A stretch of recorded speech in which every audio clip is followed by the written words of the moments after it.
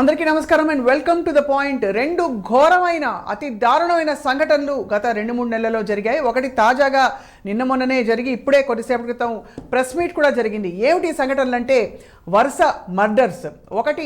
ఒక సుమారు 2 నెలల క్రితం మొదలైన మర్డర్స్ క్రమం ఏంటంటే నాగర్ కర్నూల్లో మూఢనమ్మకాల పేరిట ఒక వ్యక్తి డబ్బులు తీసుకుని వరుస పెట్టి 11 మందిని కిరాతకంగా హత్య చేసిన వైనం విన్నాం మనం. అతన్ని అఫ్కోర్స్ పోలీసులు అదుపులోకి తీసుకున్నా కూడా 11 మంది ప్రాణాలు పొట్టన పెట్టుకున్న ఈ వ్యక్తి మన మధ్య చలామణి అవుతున్నాడా అనే ప్రశ్న కూడా మనకు కలుగుతుంది.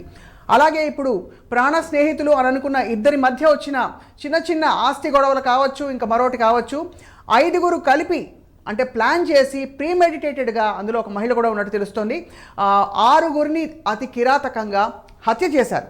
ఫస్ట్ ఆఫ్ ఆల్ అసలు ఈ తాజాగా జరిగిన నిజామాబాద్ అంటే కామారెడ్డి ఇన్సిడెంట్లో జరిగిన విషయాన్ని గురించి అక్కడ స్థానిక పోలీస్ ఆఫీసర్ ఏమన్నారో విందాం. ఈ నెల 14వ తారీఖు నాడు మనకి సదాశివ్ నగర్ పిఎస్ లిమిట్స్లో పద్మాజీవాడి నుంచి గాంధారి వెళ్ళే రోడ్లో మనకి ఒక అన్ఐడెంటిఫైడ్ ఉమెన్స్ డెడ్ బాడీ దొరకడం జరిగింది. ఒక బర్న్ట్ కండిషన్లో ఉన్న ఉమెన్స్ బాడీ. ఆన్ వెరిఫికేషన్ మనము ఒక కేసు రిజిస్టర్ చేయడం జరిగింది. 302 and 201 ఐపీసీ అంటే murder and destruction of evidence కింద సదాశివ్ నగర్ పిఎస్ లిమిట్స్లో ఎఫ్ఐఆర్ రిజిస్టర్ చేసి we have started investigation. Because it is an unidentified dead body and a woman, it's a very sensitive issue kabatti we have formed a special team and Inspector Sadashiv Nagar and SI Sadashiv Nagar and some other officers from headquarters. Ivala udayam 4:30 గంటలకి accused persons అంటే ఈ కేసులో involve అయిన వాళ్ళని మనం కస్టడీలోకి తీసుకోవడం జరిగింది. మెయిన్ అక్యూజ్డ్ మేడ్ది ప్రశాంత్ అని, he is native of Makloor of Nizamabad. So ఇతనితో పాటుగా అక్కడే నియర్ బై తాండా రెసిడెంట్స్ గుగులోత్ విష్ణు అండ్ బానోత్ వంశీ, వాళ్ళని కూడా కస్టడీలోకి తీసుకున్నాము. వీళ్ళతో పాటుగా ఒక జువెనైల్ కూడా ఉన్నాడు. సో యాజ్ పర్ లా వాళ్ళ డీటెయిల్స్ వీ కెనాట్ రివీల్. ఈ అఫెన్సెస్కి సంబంధించి ఇప్పుడు ఫ్యామిలీ మెంబర్స్ 6గురు ఉన్నారు. ఒక 4 సంబంధించి కేసెస్ ఆల్రెడీ రిజిస్టర్ అయ్యి ఉన్నాయి. 29th నవంబర్ రోజు మన A1 ప్రసాద్ ఒక వేరే ఇద్దరు సహాయంతో అంటే వంశీ అండ్ విష్ణు అనే వాళ్ళకి నేను ఇద్దరికి కలిపి ఒక 60,000 ఇస్తాను అని చెప్పి మక్లూర్ మండలంలోనే నియర్ బై ఉన్న ఫారెస్ట్లో అతన్ని తీసుకువెళ్ళి తాగించి కట్టెలతో రాళ్లతో కొట్టి చంపేయడం జరిగింది. సో వీళ్ళు కన్ఫెషన్లో చెప్తుంది ఏంటంటే అక్కడే నియర్ బై ప్లేస్లో పూడ్చిపెట్టాము అని చెప్పి. ఆఫ్టర్ 29th మళ్ళీ ఫ్యామిలీ మెంబర్స్ ఇతను ప్రసాద్ కనిపించట్లేదు అని కంప్లైంట్ చేసే అవకాశం ఉంది కాబట్టి సో వాళ్ళని కూడా కాన్ఫిడెన్స్లోకి తీసుకొని వాళ్ళని నమ్మించి ఇతని మీద పాత కేసు ఉంది, ఈ కేసుకి సంబంధించి అతను మళ్ళీ హీఈస్ హైడింగ్ సమ్వేర్ సో అని చెప్పడం వల్ల ఫ్యామిలీ మెంబర్స్ నమ్మి అతని గురించి ఏం మిస్సింగ్ కంప్లైంట్ ఏది ఇవ్వలేదు ఈ ప్రసాద్ అని అతని గురించి. సో 1st of December అంటే ఈ మంత్ ఫస్ట్ రోజు తను ఒక రెంటెడ్ కార్ తీసుకుని పాల్వంచ నుంచి తన ప్రశాంత్ వాళ్ళ భార్య సాన్విక అనే ఆవిడని అండ్ ఒక సిస్టర్ శ్రావణి వీళ్ళిద్దరిని తీసుకుని ప్రసాద్ని కల్పిస్తాను అని చెప్పి నిజామాబాద్ తీసుకెళ్ళడం జరిగింది. సో అక్కడ సిస్టర్కి ఫస్ట్ ఆవిడని కల్పించి తీసుకొస్తాను అని కొంచెం కన్విన్స్ చేసి వైఫ్ని బాసరా బ్రిడ్జ్ దగ్గరికి తీసుకువెళ్ళి సో కార్లో ఆల్రెడీ 3 అక్యూజ్డ్ ప్రజెంట్ ఉన్నారు. A1 Prashant and Vishnu and Vamshi. వాళ్ళు as per their prior plan ఒక తాడుతోటి స్ట్రాంగ్యులేషన్ చేసి ఆవిడ్ని చంపేసి బాసరా బ్రిడ్జ్ పైనుంచి పడేశామని కన్ఫెషన్లో చెప్తున్నారు. అలాగే నాగర్ కర్నూలులో జరిగిన సంఘటన గురించి అప్పుడు ప్రెస్ మీట్లో ఏం చెప్పారో విందాం. ఈ ఎలక్షన్ తర్వాత అది మన నాగర్ కర్నూలు డిస్టిక్లో అది మేజర్ బ్రేక్ త్రూ అంటే ది డిటెక్షన్ ఆఫ్ ఒక పర్సన్, అది అక్యూజ్ పర్సన్, అది 11 మర్డర్ చేశారు వాళ్ళు. సో ఎట్లా అది స్టార్ట్ అయింది అంటే ఈ ఎలక్షన్ టైంలో మన 26 నవంబర్ 2023లో ఒక మిస్సింగ్ కేస్ మన నాగర్ కర్నూలు టౌన్ పోలీస్లో బుక్ అయింది. సో బుక్ అయిన తర్వాత మన కేసు బుక్ చేసి, మిస్సింగ్ కేసు బుక్ చేసి అది ఇన్వెస్టిగేషన్ స్టార్ట్ చేశాను. బట్ అది ఎలక్షన్ టైంలో కొంచెం అది సరిగా అది ప్రాంప్ట్ ఇన్వెస్టిగేషన్ కాలేదు. సో ఎలక్షన్ అయిపోయింది తర్వాత వాళ్ళు ఫ్యామిలీ మెంబర్ నాకు యాజ్ అ గ్రీవెన్స్ డే రోజు నా దగ్గరికి వచ్చారు. నాకు దగ్గరికి వచ్చిన తర్వాత నాకు చెప్పారు, సార్కి ఇది 26లో నేను మిస్సింగ్ కేసు బుక్ అయింది, అది మన ఒక పర్సన్ పైన అనుమానం ఉంది, ఈ పర్సన్ దగ్గరికి వచ్చారు నా రిలేటివ్. సో ఈ పర్సన్ పైన అనుమానం ఉంది. సో నేను తొందరగా అది మన టౌన్ సిఐలో, టౌన్ ఎస్ఐలో ఇన్స్ట్రక్షన్ ఇచ్చాను కి అది డౌట్ ఉంది ఒక పర్సన్ పైన ఈ మిస్సింగ్ కేసులో, కొంచెం సరిగా ఎంక్వైరీ చేయండి. సో ఈ ఎంక్వైరీ చేసే టైంలో ఆ పర్సన్ పైన అనుమానం వచ్చింది. ఈ పర్సన్లో ఎంక్వైరీ చేసే టైంలో, బయటకి ఎంక్వైరీ చేసే టైంలో మనకి ఒక క్లూ దొరికింది కి ఈ పర్సన్ కొంచెం మిస్చిప్ చేశారు. ఇది అక్యూజ్ పర్సన్ రామటి సత్యనారాయణ, 47 వయసు.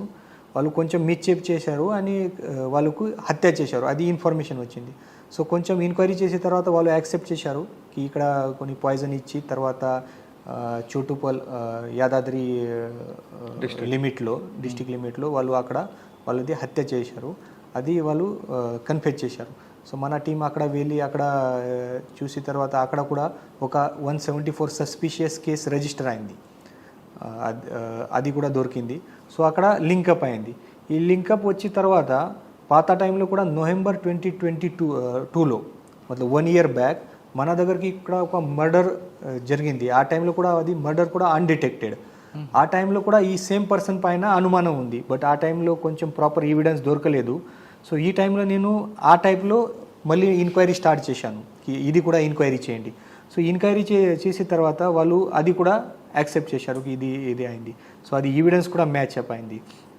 సో మ్యాచ్అప్ అయింది తర్వాత ఈ 2 కేసెస్ మర్డర్ కేసెస్ డిటెక్ట్ అయింది. రైట్, మొత్తానికి నాగరిక సమాజంలో పోలీస్ వ్యవస్థ చాలా పటిష్టంగా ముందరకు వెళుతున్న సమయంలో, చట్టాలన్నీ బాగా మనం అమలు పరుస్తున్నాం అనుకుంటున్న టైంలో సాధారణంగా కనిపించే వ్యక్తులు ఇంతటి హత్యలకి పాల్పడుతున్నారంటే అది ఏమిటి క్రిమినల్ సైకాలజీ లోపల అందరిలో నాటుకుపోయి ఉందా? ఇదే అంశంపై మాట్లాడబోతున్నాం. సీనియర్ క్రైమ్ జర్నలిస్ట్ మనందరికీ సుపరిచితులు మురళి గారు ఫ్రమ్ ఐ డ్రీమ్ మనతో జాయిన్ అవుతారు. నమస్కారం మురళి గారు. అండ్ అలాగే దేవిరెడ్డి కళ్యాణి గారు అందరికీ సుపరిచిత సైకాలజిస్ట్ జాయిన్ అవుతున్నారు జూమ్లో. కళ్యాణి గారు స్వాగతం అండి. Right, first of all Murali గారు, జరిగిన ఈ తాజా సంఘటన వివరాలు చెప్పాల్సిందిగా కోరుతున్నాను, ఎందుకంటే వింటూ ఉంటే ఇది నమ్మశక్యంగా కూడా అనిపించని విధంగా ఉంది. ఫస్ట్ నాగర్ కర్నూలు ఇష్యూ తీసుకుంటే, నాగర్ కర్నూలులో ఒకరోజు ఒక అన్నోన్ బాడీ దొరుకుతుంది. దాన్ని ఇన్వెస్టిగేషన్ పోలీసులు ఒక వ్యక్తిని అదుపులో తీసుకుంటారు, కానీ ఆయన నేను చేయలేదని చెప్తాడు. తర్వాత ఇంకొక మహిళ వచ్చి పోలీస్ స్టేషన్ కంప్లైంట్ ఇస్తుంది. ఎస్పీ గారు డైరెక్ట్గా ఎస్పీ గారు కలిసి నా హస్బెండ్ కనిపించట్లేదు కాబట్టి పోలీస్ స్టేషన్కి వెళ్ళినా పట్టించుకోవట్లేదు అంటూ ఆయన చెప్పడంతో, అదే టైంలో ఎలక్షన్ అయిపోవడం తర్వాత కొంచెం రిలాక్స్ అవుతున్నప్పుడు ఒక young dynamic IPS officer Nagar Kurnool ఉన్నారు, ఆయన వైభవ్ అని ఒక ఆయన ఉన్నారు. ఆయన ఆ కేసును ఒక ప్రెస్టేజ్గా తీసుకున్నారు. తీసుకున్న తర్వాత ఒక టీం ఫామ్ చేసి అసలు ఎందుకు మిస్ అయ్యాడో అని తీసుకుంటూ వెళ్తే, ఫస్ట్ ఎక్కడైతే ఒక వ్యక్తిని పట్టుకున్నారు, సత్యనారాయణ అనే వ్యక్తిని, అక్కడ కూడా అదే ఆ వ్యక్తి దగ్గరికి ఈ కేసుకు వచ్చి ఆగింది. ఈ లాస్ట్లో సత్యనారాయణతో ఈ చనిపోయిన వ్యక్తి చూశారని ఎవరో చెప్పడంతో ఆయన పట్టుకుని ఇంటరాగేషన్ స్టార్ట్ అవుతుంది. వీళ్ళిద్దరు సెల్ ఫోన్ చూసుకున్నప్పుడు ఈ సత్యనారాయణ వ్యక్తి నాగర్ కర్నూలులో మూఢనమ్మకాల పేరుని పూజ చేయడం, ఇంట్లో గుప్త నిధులు ఉన్నాయని పూజలు చేస్తని చెప్పడం, ఇటువంటి ఆయన ప్రవర్తన. ఎవరైతే గుప్త నిధులు ఉన్నాయని పూజ చేయించుకున్న తర్వాత నిధులు దొరకపోతే వాళ్ళు తీసుకున్న డబ్బులు ఇవ్వడానికి జిల్లేడు పాలు, ఇంకో కొన్ని విషయం సంబంధించిన చెట్లు అన్ని పాయిజన్గా తయారు చేసి వాళ్ళకి ఇచ్చి చంపేస్తుంటాడు. అంటే వరుస పెట్టి అందరినీ అలాగే చంపాడు. అయితే ఇక్కడ ఫస్ట్ ఒక కేసులో రావడంతో ఆ కేసులో ఇంట్రాగేషన్ స్టార్ట్ చేసిన తర్వాత ఫస్ట్ ఆయనకి రిమైండ్ చేద్దామని చూస్తున్న సమయంలో ఎస్పీ గారికి డౌట్ వస్తుంది, ఈ ఒక్క వ్యక్తే చేశాడా మరి కొంతమంది కలిపి చేశారా, ఈ ఒక్క మర్డర్తో నాగిందా అనే దీంట్లో చేస్తే ఆయనకి మరొకసారి ఆయన కూర్చోబెట్టి జనరల్గా పోలీసు ఇంట్రాగేషన్ బాగా కొట్టారు అనుకుంటారు, కానీ కొట్టడం కాకుండా ఈసారి ఆ ఎస్పీ ఏం చేశారంటే ఎమోషనల్ ఇంట్రాగేషన్ అంటారు. అంటే ఆ నేరస్తుడి మనసులో ఆయనకున్న వీక్ పాయింట్ చూశారు. అతని కుటుంబం, భార్య, పిల్లలు, మీరందరూ జైలుకి వెళ్తారు, వీళ్ళందరూ ఇబ్బంది పడతారు, వాళ్ళు కూడా జైలుకి పంపిస్తామంటే ఒక ఎమోషనల్ ఇంట్రాగేషన్ అంటారు దాన్ని. ఆ టెక్నిక్ అని చేయడంతో ఆయన బ్రేక్ అయ్యాడు. బ్రేక్ అయ్యి దీంతో పాటు అక్కడే ఉన్న వనపర్తిలో ఒక 4 మర్డర్లు ఒకేసారి చేశానని చెప్పాడు. 4 మర్డర్లు నలుగురిని ఇదే పద్ధతిలోనా? ఇదే పద్ధతి. నలుగురిని చేశాడు, విషపూరిత నలుగురిని చేశాను. నలుగురు ఎలా చేసామంటే ఇదే సేమ్ ఎంబో ఏంటి, గుప్త నిధులు ఉన్నాయని వాళ్ళ ఇంటికి వెళ్ళాను, వాళ్ళకి నమ్మించాను, వాళ్ళ డబ్బులు ఇద్దాం అనుకున్నారు, కానీ తర్వాత చూస్తే ఇంట్లో లేదు, అందుకు జిల్లేడు పాలుతో కలిపి ఇచ్చాను, చంపేశాను. ఈ 4 బాడీలు ఎక్కడ పెట్టావు, పలానా ప్లేస్లో, వెంటనే రికవర్ చేశారు. 4 + 5, ఈ 5 అయిందా అని చూస్తే ఇంకా మరొకసారి ఇంటరాక్షన్ చేస్తే దాంతోపాటు మరో 2 తీసుకొచ్చాడు.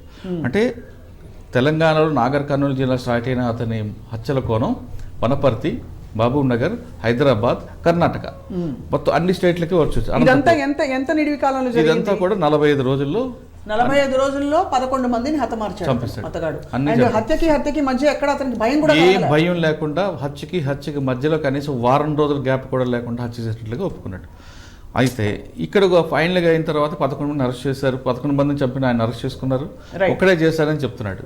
తర్వాత ఇంటరాగేషన్ కంటిన్యూ అవుతుంది. ఈలోగా మీడియాలో రావడంతో వాడిని రిమైండ్ చేశారు. ఆయన్ని రిమైండ్ చేసిన తర్వాత మరొకసారి పోలీస్ కస్టడీ తీసుకొని చేద్దామనే క్రమంలో నాగర్ కర్నూలుకి అమరాబాద్కి దగ్గరలో ఒక ఫారెస్ట్లో అన్నోన్ బాడీ కూడా దొరికింది. ఇప్పుడు అంటే 11 కాదు, 12 అయ్యే, 12, 13 అయ్యే అవకాశం ఉండదు. పోలీస్ కస్టడీకి తీసుకొని తిరిగి ఎంక్వైరీ చేస్తే ఈ 11 నుంచి 12 అవ్వచ్చు, లేదా 14 అవ్వచ్చు. అంటే ఇతను ఇంకా కొన్ని దాస్తున్నాడని ఈ విషయం పోలీసుకి వచ్చింది. అయితే ఇక్కడ ఇంకొక విషయం వచ్చింది, ఘోరమైన సీరియల్ కిల్లర్ కి అంటే కూడా అంటే ఒక దారుణంగా ఇతను చేస్తున్నాడు. అయితే ఇందులో ఇంకొక విషయం ఏంటంటే పోలీసులు కొంతమంది అన్నోన్ బాడీస్ కూడా ఇటువంటి నిందితులు దీంట్లో అకౌంట్లో పడేస్తారు, అంటే కేసు క్లోజ్ చేయడానికి. ఆ కోణంలో చేద్దామని కొంతమంది ఆఫీసర్లు చూసినా అక్కడ ఉన్న ఎస్పీ మాత్రం దానికి ఒప్పుకోలేదు. రియల్గా ఆయన చేసింది కరెక్ట్గా తీసుకువెళ్ళి సీన్ రీకన్స్ట్రక్షన్ చేసిన తర్వాతే ఆయన అకౌంట్లో వేశాడు. ఫస్ట్ ఆఫ్ ఆల్ ఎస్పీ గారికి మా సలాం. అంటే ఇటువంటి ఒక దారుణమైన హత్యల పర్వాన్ని ఛేదించి వాస్తవాల్ని వెలుగులో. ఇందులో ఇంకొక ట్విస్ట్ వస్తుంది. ఫస్ట్ 45 days బిఫోర్ ఒక కేసులో అరెస్ట్ చేస్తారండి, మర్డర్ కేసులో జైలుకి వచ్చినప్పుడు. తిరిగి ఆయన బయటకు వచ్చాడు బెయిల్ మీద. అప్పుడున్న ఇన్స్పెక్టర్ కరెక్ట్ ప్రాపర్ ఇన్వెస్టిగేషన్ చేయకపోవడంతో పాత కేసులు బయటకు రాలేదు సరికదా. బయటకు వచ్చిన తర్వాత మరొక 4 మర్డర్లు చేయడానికి అవకాశం కల్పించాడు. కాబట్టి ఇప్పుడు అతని మీద, ఇన్స్పెక్టర్ మీద కూడా పోలీసులు ఎంక్వైరీ చేస్తున్నారు. ఎందువల్ల అతను ప్రాపర్ చేయలేదా, లేదా ఇతనితో కలిపి కొల్యూడా అనే కోణంలో కంప్లీట్ గా ఉన్నాడా. అంటే కొంతమంది నిర్లక్ష్యం ఉండొచ్చు, కొంతమంది టైం లేకపోవచ్చు, అంటే మనం కంప్లీట్గా రాలేము. కానీ అక్కడ ఉన్న ఎలిగేషన్ డిఐజీ ప్రెస్ మీట్ అప్పుడు ఎవరైతే చనిపోయారో వాళ్ళ కుటుంబాలు ఎలిగేషన్ పెట్టారు. ఏమని, ఈయన ఫస్ట్లో కూడా ఇదే ఫస్ట్ ఇంట్రాగేషన్లో కరెక్ట్ చేస్తుంటే మా మిగతా 4 అంటే ఇప్పుడు ఎవరైతే నాగర్ కర్నూలులో చనిపోయారో వాళ్ళు ఆ కుటుంబం కనీసం బతుకుంటేది కదా. చాలా దారుణం మురళి గారు నిజంగా. అంటే ఫస్ట్ ఆఫ్ ఆల్ అంటే మనం కామారెడ్డి సంఘటన కూడా ఇది మర్చిపోకముందే 6 హతమయ్యారు. ఇదేంటో అంటే ఇది బహుశా మీరు కథల్లో, సినిమాల్లో చూపిస్తే కూడా ఎప్పుడో జరిగిపోయింది, ఒకానొక సీరియల్ కిల్లర్ ఉండేవాడు అంటే నమ్ముతాం. అలా నమ్మశక్యంగా లేని విధంగా ఈ వాస్తవాలు మనకి మన చుట్టుపక్కల మన పరిసరాల్లో జరుగుతున్నాయి. దేవిరెడ్డి కళ్యాణి గారు, 2 అంశాలు ఇక్కడ వెలుగులోకి వస్తున్నాయి. ఒకటి, మూఢనమ్మకాలు పేరిట ఎంతమంది మోసపోయి ఎంతమంది బలైపోయారో చూస్తున్నావు. రెండోది, కిరాతకమైన ఈ క్రిమినల్ సైకాలజీ మామూలు మనిషిగా చలామణి అవుతున్న ఒక వ్యక్తులు. అంటే మనిషిని చంపడం అంటే ఒక మనిషిని కూడా కాదు, 12, 13 అని చెప్తున్నారు. ఇప్పుడు ఏమంటారు కళ్యాణ్ గారు, ఏం జరుగుతుంది సొసైటీలో? బిలీఫ్ సిస్టమ్ కూడా ఒక కారణం. అంటే మనం ఇదివరకు కూడా చూసాం, ఏంటి అంటే ఇప్పుడు కొన్ని మతాల్లో ఉండే దీన్ని బట్టి కూడా సైకాలజీ అనేది అలవాడుతుంది. అంటే అతను ఏం నమ్మాడు, అతని బిలీఫ్ ఏంటి అంటే అతనికి ఏదో మూఢనమ్మకాలని నమ్మడం వల్ల హత్యలు అనేది చాలా చిన్న విషయంగా అతనికి అనిపించింది. చంపడం అతనికి కావాల్సింది అయిపోవాలంతే. ఈ రెండో విషయం కూడా, వీళ్ళు ఎలా ఉంటారంటే క్రిమినల్ మైండ్ ఉన్న వాళ్ళకి ఏంటంటే అనుకున్నది అయిపోవాలి, వాళ్ళకి ఇన్స్టెంట్ గా కనిపించే రిజల్ట్ కోసమే చేస్తారు నేరాలన్నీ. ఇప్పుడు ఇతన్ని చంపి అడ్డు తప్పించుకుంటే నా పని జరిగిపోతుంది. అవును. సో వాళ్ళు ఈ 6 హత్యలు చేసిన దాంట్లో చూస్తున్నాం, ఆ ఇల్లు అమ్ముకోవడానికి అతను వాళ్ళని చంపేశాడు. మీరు అంటున్నది కామారెడ్డి సంఘటన లేటెస్ట్ గా జరిగిన. బాబు ఉన్నారు మాట్లాడుతున్నారు, నాగర్ కర్నూలు చెప్తున్నారు. రైట్ ఫస్ట్ నాగర్ కర్నూలు చెప్పారు, ఇప్పుడు ఇక్కడ ఈ రెండో సంఘటన గురించి ప్రస్తావించారు. అంటే కామారెడ్డి అనేది ఇందులో 2 విషయాలు ఉంటాయండి. కామారెడ్డిలో ఒకరు చేయలేదు, రైట్, 6 కలిపి చేశారు. రైట్, ఒక్కసారి కళ్యాణి గారు మీ కామెంట్ అయ్యాక కామారెడ్డి సంఘటన గురించి కూడా తెలుసుకుందాం. ఓకే రైట్, సో వీళ్ళంతా గ్రూప్ గా జరిగి, అంటే దాని గురించి నేను డీటెయిల్స్ వినలేదు కేసు. ఇప్పుడు మా సార్ మాట్లాడుతున్నప్పుడు విన్నాను ఎంతమంది చేశారు అనేది అని. అంటే ఒక నమ్మకం, అంటే వాళ్ళు ఏం నమ్మారు, వాళ్ళు మూర్ఖంగా డబ్బుల కోసమే కదా. అవును, డబ్బు కోసం ఎంతటికైనా ఎంత దూరమైనా వెళ్తామని చెప్పి. కానీ అర్థం కాని విషయం ఏంటి మురళి గారు, ఈ నిజంగా అంత పెద్ద పెద్ద మొత్తాల్లో ఉన్న డబ్బా లేక జస్ట్ వేలలో ఉండేదా? అంత దారుణానికి ఆ సంఘటనలో అతను ఎందుకు ఎక్కడొక్కడ పట్టుబడతామనే భయమైన జీవితం పోతుంది కదండి 10,000 20,000 కోసం. డబ్బు అనేది కాదండి, అంటే ఒక్కొక్క వ్యక్తికి ఒక అవసరం ఉంటుంది. క్వార్టర్ మందు కోసం కూడా మర్డర్ చేసే వ్యక్తులు ఉన్నారు. రైట్, క్వార్టర్ మందు, ఆడికి క్వార్టర్ అంటే ఒక 60 రూపాయలు ఉంటుంది. రైట్, 60 రూపాయల కోసం ఆయన ఖచ్చితంగా మర్డర్ చేస్తాడు. రైట్, కళ్ళు సీసా కోసం కూడా మర్డర్ చేసే వ్యక్తులు ఉన్నారు. రీసెంట్గా వికారాబాద్లో కళ్ళు సీసా డబ్బుల కోసం, లేకపోతే అక్కడ కళ్ళు తాగుతున్న మహిళను తీసుకెళ్లి మర్డర్ చేసి ఆమె కాళ్ళ కొన్ని వెండి కడియాలు తీసుకొని ఇంట్లో పెట్టుకొని రోజువారీగా తాగుతుంటాడు. అది అంటే అలాంటి సంఘటనలు కూడా చూసాం. అయితే మీరు మహబూబ్నగర్ సంఘటన, నాగర్ కర్నూలు సంఘటన తీసుకుంటే ఆయన ఫస్ట్ టైం భయపడ్డాడు. రైట్, మర్డర్ చేసినప్పుడు చంపానని ఆయన పశ్చాత్తాపం పడ్డాడు. కానీ పోలీస్ ఇంటరాగేషన్లో 2, 3, 4, 5, 6 వచ్చేసరికి ఆయనలో పశ్చాత్తాపమే లేదు. రైట్, ఇప్పుడు ఆయన మళ్ళీ బయటకు వచ్చి మరొక మర్డర్ చేయడానికి కూడా ఆయనకు పెద్దగా బాధపడాల్సిన అవసరం లేదని పోలీసు ఇందులో తెలుస్తుంది. కాబట్టి ఈసారి ఆయన్ని పీడీ యాక్ట్ పెట్టి కంప్లీట్ జైలుకే పరిమితి చేద్దామని చూస్తున్నారు. అంటే అది ప్రస్తుతం ఎక్కడ ఉన్నాడు ఈ వ్యక్తి? ప్రస్తుతం జైల్లో ఉన్నాడు. పోలీస్ కస్టడీ తీసుకొని ఆల్రెడీ అమరాబాద్ అడవిలో దొరికిన బాడీతో పాటు ఫస్ట్ ఎస్ఐ సిఐ గారు ఇంటరాగేషన్లో నిర్లక్ష్యం వహించారా లేదు, ఎందువల్ల ఆయన కరెక్ట్ చేయలేకపోయిన ఎంక్వైరీ చేసిన తర్వాత ఆయన మరి ఈ మర్డర్ల సంఖ్య పెరిగే అవకాశం ఉంటుంది. రైట్, ఎక్కడో మన సమాజ వ్యవస్థలోనే కళ్యాణి గారు చాలా ఒక పునాది తొలగిపోతుందేమో అన్న భావన కలుగుతుంది ఇటువంటి సంఘటనలు చూసినప్పుడు. మీరు కామారెడ్డి సంఘటన కూడా మీరు చూశారు, చదివారు. అంటే ఇది కుటుంబ నేపథ్యం ఉండే ఇది కామారెడ్డి విషయానికి వస్తాయి. రైట్, కామారెడ్డి 2 స్నేహితులు. రైట్, 2 స్నేహితులు ఇద్దరు కలిపి ఒక మర్డర్ చేస్తారు గతంలో. రైట్, ఇప్పుడు చనిపోయిన వ్యక్తి కూడా గతంలో ఒక మర్డర్ కేసులో నిందితుడు. మర్డర్ కేసులో నిందితుడైన తర్వాత ఆయన ఇక్కడ ఉంటే పోలీసులు పట్టుకుంటారని దుబాయ్ వెళ్ళిపోతాడు. రైట్, దుబాయ్ వెళ్ళిందో అక్కడ డబ్బులు సంపాదించుకొని ఇక్కడ ఉన్న స్నేహితుడికి డబ్బులు పంపిస్తుంటాడు. రైట్, తిరిగి దుబాయ్ నుంచి వచ్చిన తర్వాత పాత కేసులో అతన్ని అరెస్ట్ చేస్తారు. రైట్, చేసి బయటకు వస్తారు. బయటకు వచ్చిన తర్వాత ఇక్కడ ఆ ఊర్లో వాళ్ళందరూ కలిపి దీనికి సంఘ బహిష్కరణ చేస్తారు. ఇప్పుడు చనిపోయిన వ్యక్తి కుటుంబాన్ని రైట్, సంఘ బహిష్కరణ చేయగానే ఆయన ఊరు వదిలిపెట్టి వేరే ఊర్లో ఉంటాడు. రైట్, ఊర్లో ఉద్యోగం లేకపోవడం, ఇల్లు బయట పంపిస్తున్నారు, డబ్బుల కోసం అప్పులు చేస్తాడు. ఆ అప్పులన్నీ తీర్చుకోలేక అది ఒక స్థాయికి వస్తుంది. ఊర్లోని ఇల్లుని బ్యాంక్ లోన్ పెట్టడానికి పాత స్నేహితుడు, పాత నేరస్తుడైన ఈయన సంప్రదిస్తాడు. ఇప్పుడు ఎవరైతే ప్రశాంత్ ఆయన పేరు, రైట్, సంప్రదించింది బ్యాంక్ లోన్ ఇప్పిస్తా మార్టిగేజ్ అని చెప్పి ఈయన పేరు మీద ట్రాన్స్ఫర్ చేసుకుంటాడు. బ్యాంక్ డాక్యుమెంట్ ఇవ్వాలి, ఈయన ట్రాన్స్ఫర్ చేసుకొని తిరిగి ఆ డబ్బులు ఇవ్వకపోవడం సరే కదా, బ్యాంక్ ఇల్లు పేపర్లు ఇవ్వకుండా ఎక్కువ ఒత్తిడి అవడంతో ఇతను చంపడానికి ఒక స్కెచ్ వేస్తాడు. రైట్, ఇతనికి ఎవరైతే మార్టిగేజ్ గా తీసుకున్నాడు అతను పేపర్లు, ప్రశాంత్ ఒక్కడి వల్ల కాకపోయేసరికి మరో 2 స్నేహితులను ఎంగేజ్ చేస్తాడు. వాళ్ళకి 60,000 రూపాయలు ఇస్తానంటాడు. ఈ ప్రాపర్టీ తిప్పి కొడితే 25 లక్షలు ఉంటుంది. ఓకే, అది 60,000కి ఎంగేజ్ చేసుకొని వాళ్ళిద్దరిని ఫస్ట్ ఎవరైతే దుబాయ్ నుంచి వచ్చాడో పార్టీ చేసుకుందాం తీసుకెళ్ళి సదాశివ నగర్ దగ్గర గాంధారి అనే ఫారెస్ట్లో పార్టీ చేసుకుని చంపేస్తాడు. చంపిన తర్వాత భార్య చూస్తుంది కదా, భార్యని అడుగుతాను భర్త ఏడని అడిగితే మీ భర్త పోలీస్ స్టేషన్లో వాళ్ళు పాత కేసులు పిలిచారు, సో తీసుకెళ్తామని ఆమె డైవర్షన్ చేసి ఆమెను తీసుకెళ్తాడు. ఆమెను ఎందుకు చంపడానికి అర్థం ఏంటి? అంటే 1 by 1 పోలీస్ కంప్లైంట్ ఇస్తారు. రేపు పొద్దున్న నా భర్త కనుక కంప్లైంట్ ఇస్తుంది. రైట్, ఇచ్చిన తర్వాత మళ్ళీ మమ్మల్ని తీసుకెళ్తారు. కాబట్టి అసలు ఇంట్లో ఎవరు లేకుండా చేస్తారు అనే ఆలోచనలో రైట్, ఆమెతో పాటు ఇందులో గమ్మత్ అన్న ఒక చిన్న పిల్ల చనిపోయింది 2 పిల్లలు అయితే చంపిన హత్యల్లో పాల్గొన్న ఒక బాబు కూడా ఉన్నాడు. హత్యల్లో పాల్గొన్న బాబు ఉన్నాడు. అంటే చూడండి ఎక్కడ తీసుకెళ్తుంది అది క్రైమ్ అన్నది. అది అంటే నమ్మశక్యంగా కూడా లేదు అసలు.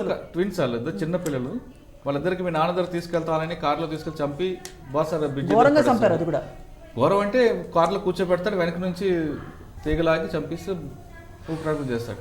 అంటే ఈ హత్యలో ఎవరైతే 5 ఉన్నారో 5గురిలో ఒక జువైనల్ అనుకుంటున్నాడు. ఆయనకు కూడా తెలుసు ఇక్కడ మర్డర్ జరుగుతుందని. ఆయన సహకారం తీసుకుని ఆయన కాపలు పెడతారు. ఆయన కూడా ఫైనల్లీ చంపేశారు. ఆయన చంపలేదు, నిందితుల్లో జువైనల్ కూడా ఉన్నాడు అంటున్నా. ఇప్పుడు నిందితుల్లో జువైనల్ ఉన్న మాట 2 పిల్లలు ఇలా దారుణంగా హతమవ్వడం అన్నది చాలా దారుణమైన పరిణామం. రైట్. కళ్యాణి గారు మీరు చూసిన అంటే ఈ సంఘటనలలో ఎక్కడ మనం అంటే ఒక సాధారణమైన చాలా మౌలికమైన ఒక మానవీయ విలువలు ఉండవలసిన పరిస్థితి మిస్ అయిపోయాం. జంతువులు మన యానిమల్ అని సినిమా వచ్చింది మొన్న, వాడు వెళ్ళి పటా కాల్ చేసినప్పుడు చప్పట్లు కొట్టి మనం 100 కోట్ల కలెక్షన్ ఇచ్చాం ఈ సినిమాకి.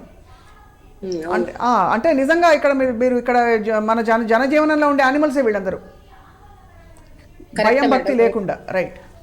అంటే చుట్టూ ఉన్న వాతావరణం నుంచి నేర్చుకుంటారు. కొంత సైకాలజిస్టులు ఏం చెప్తారు అంటే ఏదైనా ఎవ్రీథింగ్ ఈజ్ లెర్న్డ్ అని చెప్తాం.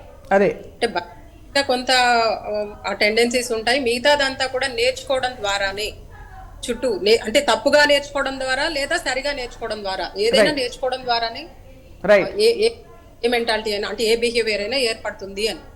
సో ఇక్కడ ఒకళ్ళు చూసి ఒకళ్ళు, ఇప్పుడు జువెనల్ కూడా ఒక అతను ఉన్నాడు అంటున్నారు ఈ గ్రూప్ లో, తను కూడా ఏం నేర్చుకుంటున్నాడు, చంపడం అనేది చాలా తేలికైన విషయం, చంపేస్తే మనకు కావాల్సినవి ఏవో వస్తాయి అనేది. అంటే తన వాళ్ళ ఇంటెన్షన్ ఏమై ఉంటుంది, వాళ్ళు డబ్బు కోసం చంపుతున్నారు. అవును.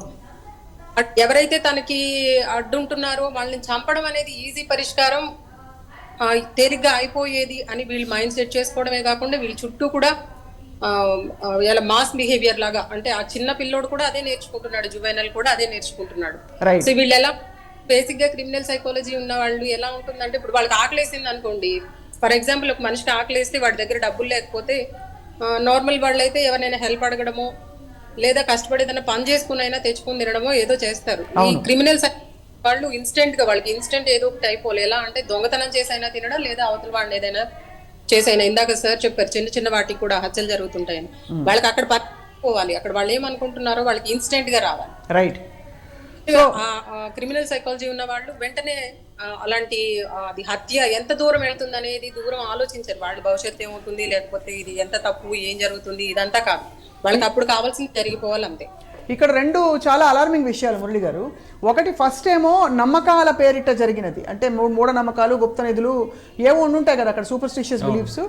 అంటే ఆ పేరిట జరిగిన అంటే ఒక దాదాపు ఒక భక్తిపరమైన ఎన్వైరన్మెంట్లోనో లేకపోతే ఒక నమ్మకాల ఎన్వైరన్మెంట్లో ఒక వ్యక్తి బయటపడి అతను పరమ హంతకుడుగా మారాడు. అలాగే రెండో సంఘటనలో నమ్మకస్తుడు ఎవరైతే స్నేహితుడు అనుకుంటామో అతను హంతకుడుగా మారాడు with the help of this thing. So దీని వీళ్ళ బ్యాక్గ్రౌండ్ గురించి ఏమైనా ఆరాలు తీసే ప్రయత్నం చేస్తారా పోలీస్ శాఖలో? బికాస్ అంటే వీళ్ళు ఎలాంటి పెంపకంలో ఉన్నారని, బికాస్ ఇంత షిఫ్ట్ అయిపోవచ్చు ఎవరైనా మనిషి అని నమ్మలేం కదా మనం. అంటే వీళ్ళిద్దరికి బ్యాక్గ్రౌండ్ తీసుకుంటే వీళ్ళిద్దరికి క్రిమినల్ టెండెన్సీస్ ఉంది. రైట్. అంటే ఫస్ట్ కేసులో సత్యనారాయణ పూజారి ఆల్రెడీ ఒకరు చీట్ చేసిన కేసులో జైలుకి వెళ్ళి వచ్చారు. అది అక్కడ ఆ జైలు అనగానే సాధారణంగా అదొక యూనివర్సిటీ. చిన్న కేసులో వెళ్ళినోడు పెద్ద కేసులో అక్కడ మేము కలుస్తారు, వాళ్ళు ఐడియాస్ అని ఎక్స్చేంజ్ అవుతాయి. రైట్. చిన్న కేసులో కాబట్టి ఏమవుతుంది, తర్వాత ఏమవుతుంది అనేది ఒక ఎక్స్చేంజ్ అయిన తర్వాత తొండ మొదటి సామెతున్నట్లుగా వాడు బయటకు వచ్చి అవుతాడు. ఇక్కడ సెకండ్ కేసులో రైట్ కామారెడ్డి కేసులో కూడా ఆయన క్రిమినల్ బ్యాక్గ్రౌండ్ ఉంది. ఈయన కూడా ఒక చీటింగ్ కేసు వెళ్ళాడు, 2-3 సార్లు పోలీస్ స్టేషన్కి వెళ్ళొచ్చాడు. అందుకే చాలా మంది సీనియర్ ఆఫీసులు ఏమంటారండి, జైలుకి పంపించేటప్పుడు హ్యాబిచువల్ అఫెండర్కి ఫ్రెష్ అఫెండర్ ఇద్దరు క్లబ్ చేయొద్దు, క్లబ్ చేసి వీళ్ళ ఐడియాస్ అన్ని ఎక్స్చేంజ్ అవుతాయి కాబట్టి వీళ్ళు బయటకు వచ్చిన తర్వాత నటోరియస్ అవుతారని. 498 కేసు ఉంది. ఆ కేసులో భార్యాభర్తల మధ్య చిన్న వివాదం. అవును. అటువంటి కేసుల్లో తీసుకెళ్లి జైలు వేస్తారు. వేసినప్పుడు జనరల్గా జైల్లోకి వెళ్ళిన తర్వాత admin block, habitual offender, psycho లాంటి వాళ్ళు సింగిల్ బ్యారెక్ రకరకాలు ఉంటాయి. వీళ్ళని అడ్మిన్ బ్లాక్లో పెడితే అంటే ఫస్ట్గా వచ్చిన ఏసీబీ కేసుల్లో కానీ 498 కేసుల్లో కానీ ఇటువంటి కేసులు వెళ్ళిన వాళ్ళకి లేదా డ్రంక్ అండ్ డ్రైవ్లో వెళ్ళిన వాళ్ళు చిన్న చిన్న పెట్టి కేసులు ఉంటాయి. రైట్. వీళ్ళందరినీ పెడితే బాగుంటుంది, కానీ ఒక్కోసారి జైలు సామర్థ్యం సరిపోక వీళ్ళని తీసుకొచ్చి అందులో వేస్తారు. ఫస్ట్ డే ఉంటుంది అడ్మిన్ బ్లాక్, సెకండ్ డే వెళ్ళగానే వీళ్ళందరినీ క్లబ్ చేస్తారు. క్లబ్ చేసిన తర్వాత మన జైలు సిస్టమ్ ఎలాగుంటాయంటే శిక్ష పడ్డవాడికి మాత్రమే పని ఉంటుంది. రైట్. శిక్ష పడిన వాడికి యూటీ అంటాం, అండర్ ట్రయల్. వీళ్ళు మిగతా జైలు అందరితో కలిసి తిరగచ్చు. రైట్. బయట జైల్లో హ్యాపీగా తిరగచ్చు, పొద్దున్న లేచే పాత వాళ్ళు వీళ్ళు కలిసి తిరుగుతారు, భోజనం చేస్తారు, ఇవన్నీ ఉంటాయి. అక్కడ ఐడియాస్ అన్ని చేంజ్ అవుతాయి. కాబట్టి అది అలా వాళ్ళు కూడా ఏం చేస్తారంటే పాత వాళ్ళు అఫెండర్ ఉంటారు కదా, లేదంటే యూటీ ప్రెజెన్స్ ఉంటారు, అటు హ్యాబిచువల్ అఫెండర్ ఉంటాడు. ఇప్పుడు ఈ ఇద్దరు అఫెండర్స్ వాళ్ళ కుటుంబాలు ఉన్నాయా, భార్యలు పిల్లలు ఉన్నాయి, అందరికీ ఉన్నాయి, అందరికీ. ఇది కళ్యాణ్ గారు ఇదేమంటారంటే ఏంటి ఈ పాయింట్ పై, ఇప్పుడు ఎంత లేదన్నా కళ్యాణ్ గారు, ఇప్పుడు ఎంత లేదన్నా ఇంట్లో పిల్లలు ఉన్నవాళ్ళు, భార్య ఉన్నవాళ్ళు, ఎక్కడో అక్కడ వాళ్ళకి కించితైనా కనికరం ఉంటుంది. ఇద్దరు చిన్నారులని అంత దారుణంగా హతమార్చే ఆ కోణం ఎలా వచ్చి ఉంటుందండి ఆ మనిషిలో? అతని గోల్ అంతా అతనికి అడ్డు వచ్చే ప్రతిదాన్ని తప్పించడం. అంటే అతనికి కావాల్సింది ఏంటి, అక్కడ డబ్బు, ఆ ఇల్లు అమ్ముకోవడానికి అడ్డుగా ఉన్నది అతని స్నేహితుడు. అతని అవసరాలకి అది అమ్ముకోవడానికి ఎవరు అడ్డు వచ్చినా సరే ఇక్కడ జాలి కనికరం అనేది పక్కన పెడితే అతని మెంటాలిటీ, అంటే బేసిక్ గా ఇలాంటి క్రిమినల్స్ కి కొంచెం సైకలాజికల్ డిజార్డర్స్ కూడా ఉంటాయి. యాంటీ సోషల్ బిహేవియర్ ఎలాగూ ఉంటుంది, మెంటల్ ఇల్నెస్ కూడా ఉంటుంది కొన్నిసార్లు. సో వాళ్ళకి ఏంటంటే ఇది అయిపోవాలి, వాళ్ళకి ఈ పిల్లల ఇంకోటా కాదు, చిన్నదా పెద్ద దానికి అక్కడ లెక్కలు బేరీజులు ఉండవు ఇంకా.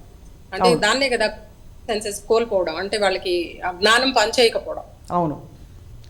సో అందుకని వాళ్ళు చేసేది ఎంత తీవ్రమైన నేరం అనేది, అసలు అంటూ నేరం చేయటం అనే టెండెన్సీ ఉంటుంది, ఇంత అంత అనేది సెన్సెస్ కూడా వాళ్ళకి పనిచేయవు. అవును.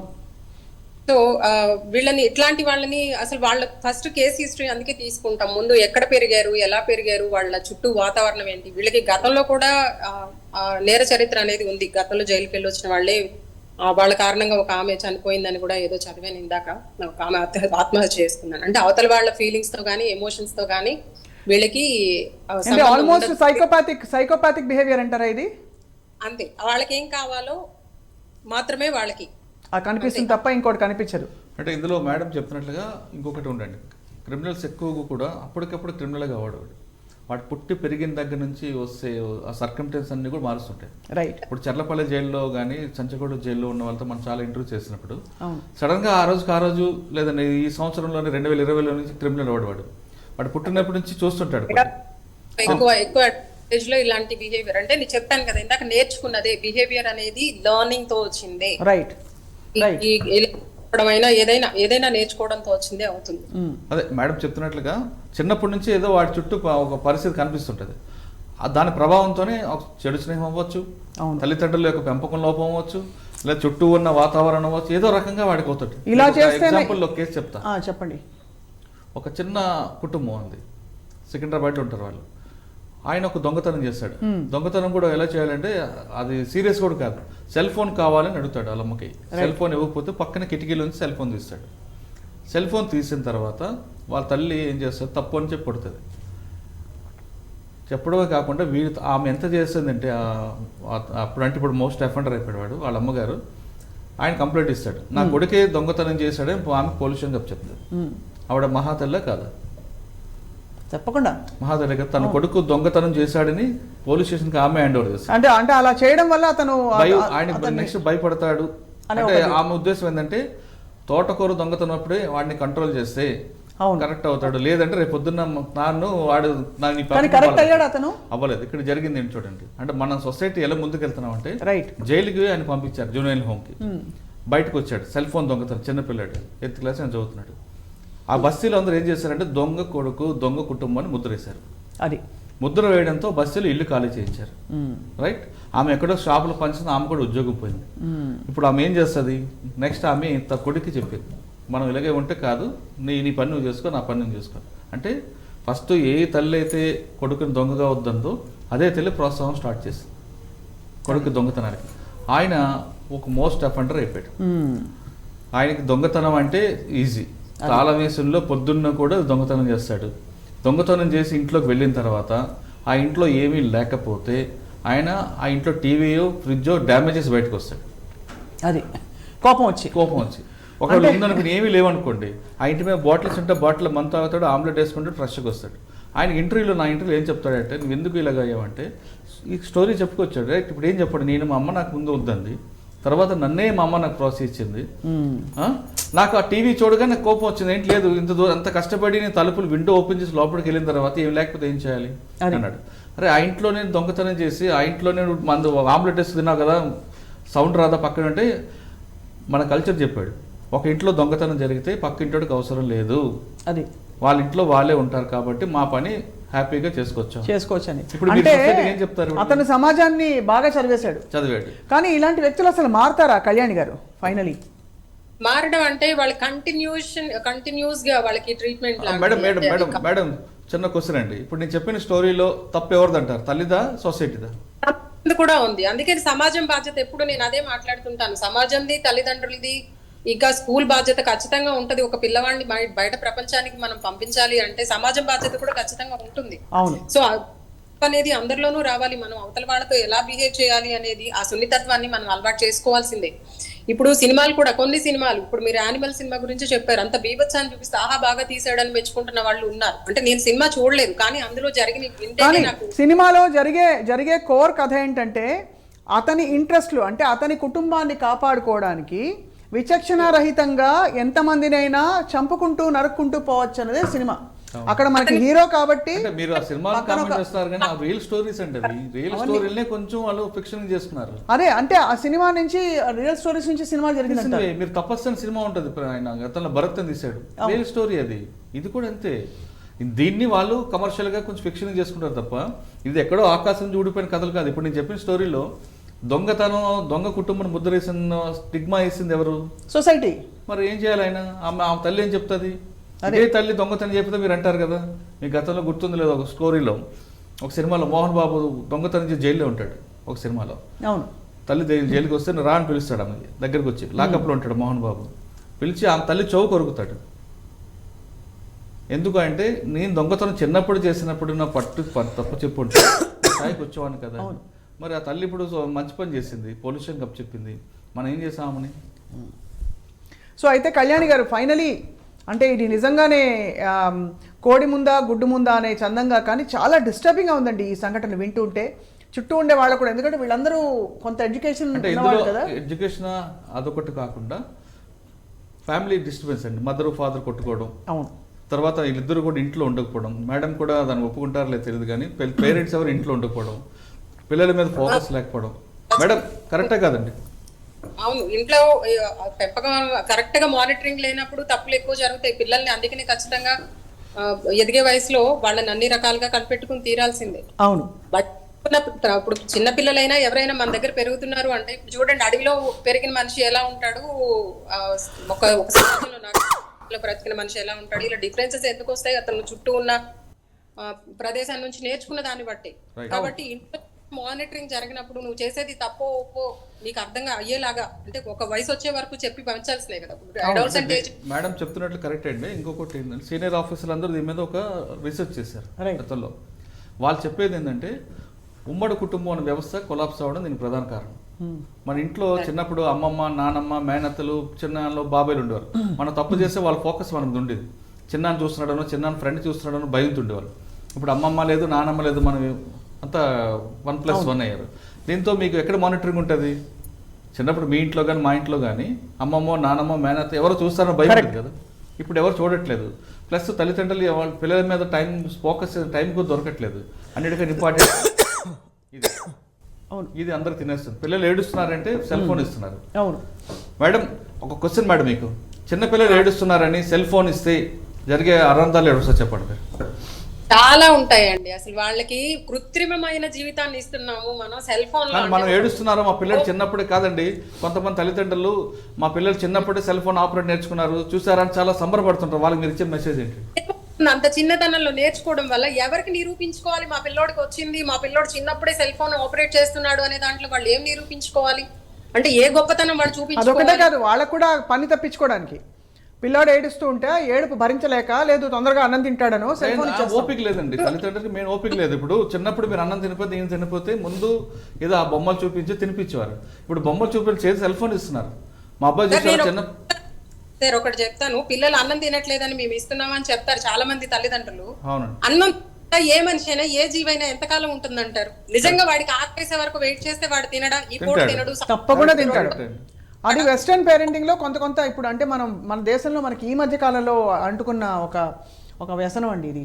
ఈ సెల్ ఫోన్లకి విపరీతమైన ఇంపార్టెన్స్ ఇచ్చేయడం కుటుంబాల్లో. సో వెరసి ఏంటంటే మీరు అనేది ఒక కుటుంబ వాతావరణం సహేతుకమైన ఒక వాతావరణం లేకపోవడం వల్ల ఇలాంటి సైకాలజీ తయారవుతోంది. అది ఎంత తీవ్ర రూపం దాలుస్తుందో కూడా తెలియని పరిస్థితుల వరకు వెళ్ళిపోతుంది. చెప్పండి మేడం, తప్పకుండా అడగండి. ఎస్ మేడం, చిన్నపిల్లలు సెల్ ఫోన్ యూజ్ చేయడం వల్ల వాళ్ళకి ఎలాంటి మెథడ్లో బ్రెయిన్లో కానీ ప్రాబ్లమ్స్ వస్తున్నాయి? ఎందుకంటే నేను చాలా కేసులు చూసాను. 4 నెలల నుంచి సెల్ ఫోన్ ఇవ్వడం వల్ల కొంతమంది పిల్లలకి మాటలు రాకపోవడం నెంబర్ 1. రైట్. నెంబర్ 2, వాళ్ళు గాలిలోకి చూడడం, ఏదో రకరకాల యాక్టివిటీ చేస్తున్న తప్ప సోషల్ స్మైల్ రావట్లేదండి. కారణం ఏమంటారు? ఎక్స్పెరిమెంటల్ గా కూడా కొంతమందికి ఇంట్లో 2-3 ఏళ్ల వయసు వరకు మాటలు రాని పిల్లల్ని కొంచెం ప్లే స్కూల్స్ కానీ వేరే వాళ్ళతో ఇంటరాక్షన్స్ చేయిస్తున్నప్పుడు కానీ త్వరగా నేర్చుకుంటారు. అంటే ఏం చెప్తారంటే రిపీటెడ్ గా వాళ్ళకి ఒక పదాన్ని నేర్పిస్తూ ఉంటే ఏదైనా కొంచెం కొద్దిగా లేట్ గా నేర్చుకునే పిల్లలు ఉంటారు అనుకోండి. కొంతమంది నేర్చుకుంటారు, కొంతమంది 100 సార్లు చెప్తే నేర్చుకుంటారు, కానీ నేర్చుకోవడం అనేది జరుగుతుంది. ఇలా ఈ ఫోన్లోనే ఐసోలేటెడ్ గా ఉండే వాళ్ళకి ఇంటరాక్షన్స్ అంటే వాళ్ళకి మాట్లాడటానికి అవకాశం లేనప్పుడు మాటలు లేట్ గా రావడం అనేది జరుగుతుంది. ఇంకా చాలా అంటే మైండ్ మీద చుట్టూ ఏం జరుగుతుంది మామూలుగా కామన్ సెన్స్ అంటాం, వాళ్ళకి ఎలా అలవాటు పడతారు, వాళ్ళు ఎలా నేర్చుకుంటారు. రైట్. ఈ యంత్రాలతోనే వీటితోనే అంటే ఫోన్ ముందే ఇలాగే కూర్చుంటే బయట ఏం జరుగుతుంది, చుట్టూ ఏం జరుగుతుందో కూడా పాము పక్క నుంచి పాక్కుంటా వెళ్ళినా కూడా తెలియదు పిల్లోడికి. అదొకటి. రెండోది వాళ్ళ స్టిమ్యులస్ అంతా కూడా వాళ్ళ రియాక్షన్, వాళ్ళ బ్రెయిన్ వైరింగ్ అంతా కూడా రియాక్ట్ అవ్వడానికి ప్రోగ్రామ్ అవుతుంది, రెస్పాండ్ అవ్వడం కంటే కూడా. మీరు 2 నెలలు దాటిన తర్వాత పిల్లలు ఆ నవ్వు వస్తుందండి. ఆ నవ్వుని చూడడానికి తల్లిదండ్రులు చాలా సరదా పడతారు. కానీ సోషల్ స్మైల్ ఉండదు. అంటే బయట వాళ్ళు కనబడితే మీరు చిన్నపిల్లలు పిలిచారండి 2 గంటలు వస్తారు. బయట చిన్నపిల్లలకి సోషల్ స్మైల్ రాకపోవడానికి రీజన్ ఏమనుకోవచ్చండి? అదే ఇంటరాక్షన్స్ లేకపోవడమే. ఇంట్లో పెద్దవాళ్ళు ఉండి సహజమైన బంధాలు ద్వారానే లేదా వాళ్ళని భలే నవ్వావు, భలే మాట్లాడావు, భలే చేసావు ఇలా అనేవాళ్ళు ఎవరున్నారు? అవును. ఇప్పుడు తల్లిదండ్రులు ఆ ఫోన్ ఇచ్చి పక్కన కూర్చోబెడితే వాడితో ఇంటరాక్షన్ ఏది? నువ్వు వాడు చేసిన పని మెచ్చుకోలేదు, వాడు ఏమైనా చేయాలన్న ఉత్సుకత ఎక్కడి నుంచి వస్తుంది? అంత ఆర్టిఫిషియల్ ఇంటెలిజెన్సే కదా. ఇప్పుడు అంటే నిజంగానే కానీ అంటే ఇవన్నీ బీజ రూపంలో కొద్దో గొప్ప చాలా భాగం సొసైటీలో ఉన్నాయి. కానీ వాళ్ళలో ఒక పిడికిలి అంటే ఒక 5గురో 10 మందో ఇలాంటి కిరాతకమైన హంతకులుగా మారుతున్నారు. అంటే సో ఏమిటి మురళి గారు మీరు చెప్పండి, వీళ్ళిద్దరి ప్రొఫైల్స్ చెప్పండి. సత్యనారాయణ ప్రొఫైల్ ఏంటి, అలాగే ఈ కామారెడ్డి ఇన్సిడెంట్లో మెయిన్ పర్పెట్రేటర్ ఎవరైతే ఉన్నాడు? వీళ్ళిద్దరు కూడా పూర్ పీపుల్ నుంచి వచ్చిన వాళ్ళే. అంటే ఇంకా డెప్త్గా నేను వాళ్ళతో మాట్లాడలేదు, కానీ వాస్తవంగా చెప్పాలంటే వాళ్ళిద్దరు కూడా పెద్ద క్రిమినల్ బ్యాక్గ్రౌండ్ కాదు, కానీ సొసైటీలో వాళ్ళకన్నా పక్క వాళ్ళు ఎదుగుతున్నారు అనే ఒక కోపం దాన్ని ఎలాగ ఆ విధంగా మార్చిందని అనుకోవచ్చు. రైట్. ఒకటి సత్యనారాయణ వ్యక్తి అయితే ఆయన మూఢనమ్మకాలను బతికే వ్యక్తి. ఫస్ట్ నుంచి ఆయన ప్రొఫైల్ అని చూస్తుంటే అదే దిగుతుంది. చీటింగ్ చేశాడు ఫస్ట్లో. అంటే ఇది కేవలం డబ్బులు వాపస్ అడిగారు కాబట్టి చంపుతాడు అంతే. చంపుకుంటూ పోయాడు. ఒకటి చెప్తున్నప్పుడు బాధ అనిపించిందట, రెండోది కొంచెం అయ్యో అని అనుకున్నాడట, మూడో నుంచి అలవాటు అయిపోయింది దానికి. మూడో నుంచి చంపడం ఏమండి ఒక మొదటిసారి చూస్తే భయపడతాము, అదే హర్రర్ మూవీ రెండోసారి చూస్తే అంత భయం అనిపించదు. ఒక రిపీటెడ్ గా 10 సార్లు చూసాం అనుకోండి, భయంకరమైన సినిమా ఏం భయం అనిపించదు. ఇది కూడా అలాగే అయిపోవడం. రైట్. సో మురళి గారు ఫైనలీ వీళ్ళిద్దరికి ఎన్నేళ్ల శిక్ష పడుతుంది? వీళ్ళ కుటుంబాలు అంటే ఇందులోంచి కోలుకోవాలంటే ఏం జరుగుతుంది? మీరు ఫస్ట్ ఆఫ్ ఆల్ ఏం జరగాలంటారు? ఎన్నేళ్ల శిక్ష పడుతుంది? అంటే 302 కాబట్టి వీళ్ళిద్దరికి కరెక్ట్గా ప్రాపర్ ఇన్వెస్టిగేషన్ చేసుకుంటూ, అంటే ఇక్కడ ఒక ఇష్యూస్ వస్తాయి. బాడీ ఇప్పుడు 2 కేసులు లీగల్గా తీసుకుంటే నాగర్ కర్నూలు పోలీస్ స్టేషన్లో జరిగిన కేసులో బాడీలు రకరకాల ప్లేసెస్లో దొరికాయి. అక్కడ టీఏ పీరియడ్ అంటారు, టెస్ట్ ఐడెంటిఫికేషన్ పీరియడ్. అందులో ఎస్పీ గారు ఏం చేశారు, వాళ్ళకి మొక్కలు మాస్క్ వేశారు, అది రాదు. ఇక్కడ సెకండ్ కేసులో వచ్చేసరికి ఇక్కడ ఒక లింక్ వచ్చింది, ఇక్కడ డైరెక్ట్గా ఎక్యూజర్ ఫోటో బయటకు వచ్చింది కాబట్టి రేపొద్దున అది పోవచ్చు. రైట్. 2 ఇక్కడ డిఫెన్స్ ఒక లైన్ తీసుకుంటాడు 2 కేసుల్లో. నా క్లయింట్కి ఫస్ట్ కేసులో తీసుకుని నా క్లయింట్కి పలానా వ్యక్తికి సంబంధం లేదు, కానీ పోలీసులు మాత్రం ఒక విషయంలో మిగతా దొరికిన నాగర్ కర్నూలు అన్ని బాడీస్ కూడా ఇందులోనే వేశారు కాబట్టి నా క్లయింట్ ఇన్నోసెంట్ అంటాడు. అదేవిధంగా ఇక్కడ తీసుకోండి కామారెడ్డి కేసులో, కామారెడ్డి గురించి డిఫెన్స్ కూడా అదే తీసుకుంటాడు. నా క్లయింట్కి వాళ్ళకి ఫైనాన్షియల్ డిస్ప్యూట్స్ ఉన్నాయి, ఆయన ఆల్రెడీ ఒక మర్డర్ కేసులో 354 దీంట్లో 306లో ఉన్నాడు, జైలుకి వెళ్ళి వచ్చాడు. వాళ్ళు చేసి ఉండొచ్చు కదా, నా క్లయింట్కి సంబంధం కాదు, ఆల్రెడీ ఒక కేసులో నువ్వు ఎక్యూజ్డ్ ఆయన, వాళ్ళ తరపుడు చేసి ఉండొచ్చు కదా, ఇన్ని ఎందుకు పెడతారని ఒక డిఫెన్స్ లైన్ తీసుకుంటారు. ఈ డిఫెన్స్ లైన్ రెండింటిని కౌంటర్ చేయడానికి లీగల్గా ఇప్పుడు తెలంగాణ పోలీసులు ఏం చేస్తున్నారంటే ఇన్వెస్టిగేషన్కి ఒక సపరేట్ పార్ట్ పెట్టింది. రైట్. ఈ 2 కేసుల్లో కరెక్ట్గా ప్రాపర్ ఇన్వెస్టిగేషన్ చేసుకొని ఎక్కడ లింక్ తెగిపోకుండా చేస్తే ఇద్దరికి డెత్ సెంటెన్స్ వస్తుంది. రైట్. డెత్ సెంటెన్స్ వచ్చిన తర్వాత ఇంకా కోర్టుకి వెళ్ళడం, అప్పీల్ చేసుకోవడం వేరే విషయం. ఏదేమైనా లాగుతారు అంటే ఇది ఒక మరొక అంశంగా అంటే ఇందులో 2 కేసుల్లో కూడా ఏం చేస్తున్నారంటే పోలీసు ఎప్పుడుకో కాకుండా ఫాస్ట్ ట్రాక్ కోర్టు కేసుకి అంటే 45 డేస్లో దీని జడ్జిమెంట్ వచ్చేయాలి. ఇది కూడా మనం ఫాస్ట్ ట్రాక్ రెఫర్ చేయలేకపోతే మనం ఇంకా లేదు, సొసైటీకి బ్యాడ్ మెసేజ్ వెళ్తుంది. రైట్. కళ్యాణి గారు ఫైనలీ అంటే ఈ హతమైన వీళ్ళందరూ కూడా ఎవరైతే ఉన్నారో వాళ్ళ కుటుంబ సభ్యులకి తీవ్రమైన మనోవేదన, ఎందుకంటే మరణించడం అది కూడా ఇంత కిరాతకంగా మోసానికి లేకపోతే ఒక అనూహ్య పరిస్థితిలో చనిపోవడం అన్నది వారికి ఏం జరగబోతోందండి? వాళ్ళ ఇంట్లో ఉన్న పిల్లలు కావచ్చు, వాళ్ళ ఇంట్లో ఉండే చుట్టాలు. అవును, ఇది చాలా అంటే చాలా రోజులు ఎవరైనా మనకి దగ్గరగా ఉన్న వాళ్ళు దూరం అయితే తీసుకోవడానికి చాలా టైం పడుతుంది. అందులో ఇది అన్ఎక్స్పెక్టెడ్ గా అంటే అసలు బ్రెయిన్ ప్రాసెస్ చేసుకుని వాళ్ళు దూరం అయ్యారు అనేది తీసుకోవడం అనేది చాలా టైం పడుతుంది. అండ్ ఇది అంటే ఏదైనా ఒక జబ్బు వచ్చో లేకపోతే ఏదైనా బాగాలేదని కొన్ని రోజులు తెలిసి కొద్దిగా మెంటల్ గా ప్రిపేర్ అయ్యి జరిగింది వేరు. అన్యాయంగా అతని చేతిలో ఒక ప్రాణం పోవడం అంటే ఒక జీవనో దోమనో చంపినట్టు చంపేశాడు అతను అంతమందిని. సో అది చాలా కష్టమైన విషయం కుటుంబ సభ్యులు. చాలా ముఖ్యంగా ఈ ఎవరైతే నిందితులు ఉన్నారో ఇద్దరు, వాళ్ళకు కూడా పిల్లలు ఉన్నారు, కుటుంబాలు ఉన్నాయి. అక్కడ పిల్లల మీద వాళ్ళ తండ్రులు చేసిన ఈ కిరాతకమైన చర్యలు వాళ్ళలో ఎలా బలమైన ముద్ర వేసుకుంటాయో, వాళ్ళకి ఎలాంటి నిజంగానే నేరస్తుల పిల్లలు ఉన్నారు, చనిపోయిన కుటుంబాల పిల్లలు ఉన్నారు. అదే ఇక్కడ నేరస్తులకు సంబంధించిన 2 విషయాల్లో కూడా వీళ్ళు ప్రాపర్టీస్ అన్ని కూడా అటాచ్ అవుతున్నాయి. పోలీసు అటాచ్ చేస్తారు అంటే ఫైనాన్షియల్ గా అండ్ ఆక్సిజన్ కట్ చేస్తుంది. కానీ ఇప్పుడు పోలీస్ చేయాల్సింది ఇంపార్టెంట్ ఏంటంటే ఎవరైతే చనిపోయారో వాళ్ళ పిల్లల్లో కక్ష రాకుండా వాళ్ళకి ముందు మోటివేషన్ చేయాలి. ఇప్పుడు సత్యనారాయణ అనే వ్యక్తి పిల్లలు ఉన్నారు, చనిపోయిన వ్యక్తి, వాళ్ళ పిల్లలు చూస్తారు. ఇప్పుడు ఈ కామారెడ్డి కేసులో అంటే ఎవరు లేరు, కానీ అక్కడ కేసులో నాగరంగం కేసుల్లో బాధితులు 11 మంది ఉన్నారు. ఈ 11 మంది పిల్లలు ఉంటారు. మా నాన్న ఎలాగా చంపాడు, వీడు నేను చంపకూడదని ఒక భావన వాళ్ళు వచ్చింది అనుకోండి, ఆయన మరొక క్రిమినల్ అవుతాడు. కాబట్టి పోలీసు ఎక్కువగా ముందు ఫోకస్ చనిపోయిన కుటుంబాల మీద వేయాలి. వాళ్ళ పిల్లలు కానీ వాళ్ళు ఒక్కొక్క సైకాలజిస్ట్ ఉంటాడు, ఒక అగ్రెసివ్ ఉంటాడు, వాళ్ళని ఐడెంటిఫై చేసి వాళ్ళు అటువైపు వెళ్లకుండా న్యాయపరంగా చట్టపరంగా చర్య తీసుకుంటున్నాం, మీరు క్రైమ్ చేయొద్దు, మీరు చట్టాన్ని చేతిలో తీసుకోకూడదు అన్నది వాళ్ళకి మోటివేషన్ చేస్తే దీనికి పులి స్టాప్ వస్తుంది. ఖచ్చితంగా ముందుకు రైట్. క్రైమ్ ని వాళ్ళు తీసుకుంటారనే కాదు, వాళ్ళు ఇప్పుడు వాళ్ళని సమాజం ఒక చిన్న చూపు చూడటం కూడా జరుగుతూ ఉంటది కదా. అంటే ఒక దొంగతనం చేసిన అబ్బాయికే స్టిగ్మా తప్పలేదు, ఇప్పుడు ఈ హంతకుల పిల్లలకు కూడా స్టిగ్మా తప్పదు. వాళ్ళు ఎక్కడో డేరా ఎత్తేసి మొత్తం చాలా దూరం వెళ్ళకూడదు. చనిపోయిన కుటుంబాల్లో కూడా వాళ్ళకు కూడా కోపం వస్తుంది కొంతమందికి. సో అందరినీ అంటే తర్వాత ఇటు ఈ ఇక్కడ ఫుల్ స్టాప్ పడి ఈ సైకిల్ మళ్ళీ రిపీట్ కాకుండా చూడాల్సిన బాధ్యత వ్యవస్థ సమాజంపై ఉంది.